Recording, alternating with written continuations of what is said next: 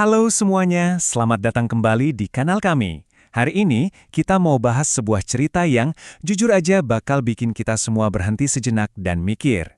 Ini tentang seorang anak buah kapal yang dituntut hukuman mati. Dan kenapa kasus ini kok rasanya memicu begitu banyak pertanyaan? Oke, jadi kita langsung ke inti ceritanya ya. Coba deh bayangin, ada seseorang baru banget kerja, 3 hari, sebagai anak buah kapal. Tiba-tiba, dia dihadapkan sama tuntutan yang paling berat dari yang paling berat, hukuman mati. Nah, fakta ini aja udah jadi titik awal yang bikin banyak orang garuk-garuk kepala. Dari sini mulailah muncul perasaan yang sulit diabaikan. Kayak ada sesuatu yang nggak pas gitu dari keseluruhan cerita ini. Sesuatu yang terasa mengganjal. Dan perasaan janggal ini bukan cuma asumsi kosong loh. Ini muncul dari apa yang kita semua bisa lihat dan baca. Dari pemberitaan di media, dari pernyataan keluarga yang terpukul, dan dari kesaksian orang-orang yang kenal dia. Jadi, ini adalah sebuah keprihatinan yang tumbuh secara organik di tengah masyarakat. Dan kutipan ini rasanya pas banget buat merangkum apa yang mungkin kita semua rasakan. Ini bukan lagi soal analisis hukum yang jelimet, tapi udah jadi reaksi nurani kita terhadap sesuatu yang kok rasanya nggak adil banget ya. Oke, tapi penting banget nih buat dicatat. Tujuan kita di sini bukan buat jadi hakim dadakan. Kita nggak punya kapasitas sebagai penyidik atau jaksa, dan ya kita bisa aja salah. Tapi, sebagai warga negara di sebuah negara hukum, bukankah wajar bahkan sehat kalau kita mempertanyakan sebuah proses yang sedang berjalan? Sekarang, yuk kita coba bedah lebih dalam lagi. Kenapa sih kasus ini seolah-olah mengusik logika dasar kita soal keadilan? Ada beberapa pertanyaan fundamental yang mau nggak mau muncul ke permukaan. Pertanyaan pertama, dan ini mungkin yang paling krusial, apakah semua pihak yang terlibat dalam kasus ini diperlakukan sesuai sama perannya masing-masing? Dalam kejahatan besar kan biasanya ada level-levelnya tuh. Ada yang di lapangan, ada yang merencanakan. Nah, pembagian tanggung jawabnya ini udah proporsional belum? Lanjut ke pertanyaan berikutnya, di mana para otaknya? Dalang dibalik semua ini siapa? Apakah mereka sudah teridentifikasi? Sudah tersentuh oleh hukum? Karena sampai sekarang publik kayaknya belum melihat itu dengan jelas. Nah, buat memperjelas, istilah aktor intelektual itu ya gampangnya dia otaknya. Dia yang merencanakan, dia yang mungkin mendanai, dia yang dapat untung paling besar, tapi tangannya sendiri bisa jadi tetap bersih.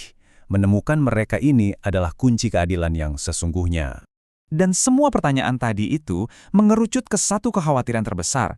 Jangan-jangan kita lagi nonton pihak yang posisinya paling lemah, seorang ABK yang baru kerja 3 hari, dijadikan tumbal buat menanggung hukuman paling berat, sementara pemain-pemain besarnya bebas melenggang? Kondisi kayak gini sering banget digambarkan pakai satu istilah yang pasti kita semua pernah dengar. Tajam ke bawah, tumpul ke atas.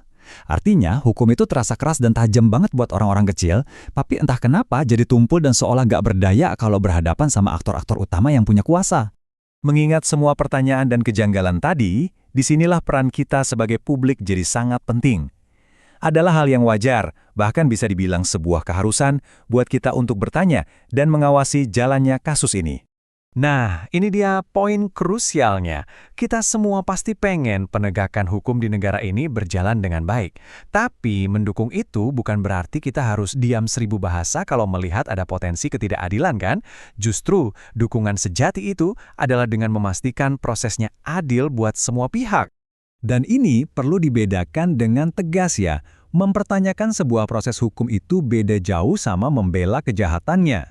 Justru sebaliknya, ini adalah ciri demokrasi yang sehat di mana warganya peduli dan mau memastikan sistemnya bekerja sebagaimana mestinya, apalagi kalau yang dipertaruhkan adalah nyawa seseorang. Terakhir, mari kita coba angkat diskusi ini sedikit lebih tinggi. Dari yang tadinya cuma soal hukum, sekarang kita masuk ke sebuah panggilan yang lebih mendasar, yaitu panggilan kemanusiaan. Ini sekedar pengingat sederhana aja, bahwa di luar pasal-pasal hukum yang kaku, selalu ada ruang untuk nurani dan rasa kemanusiaan kita. Setiap keputusan, apalagi yang menyangkut hidup dan mati seseorang, harusnya selalu diiringi sama pertimbangan ini.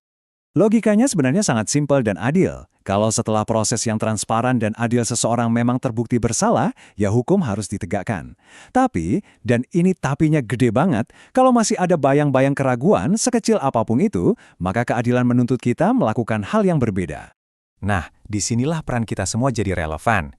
Di era digital sekarang, suara kolektif kita, para netizen, itu punya kekuatan. Bukan buat menghakimi ya, tapi buat menuntut transparansi dan memastikan proses hukum ini berjalan dengan pengawasan yang ketat dari publik. Demi keadilan itu sendiri. Kita tutup pembahasan kali ini dengan satu pertanyaan buat kita renungkan bareng-bareng. Ketika taruhannya adalah nyawa manusia, dan ketika ada setitik saja keraguan dalam proses pembuktiannya, bukankah prinsip keadilan yang paling fundamental justru menuntut kita untuk bersikap ekstra hati-hati? Sebuah pertanyaan untuk kita pikirkan bersama.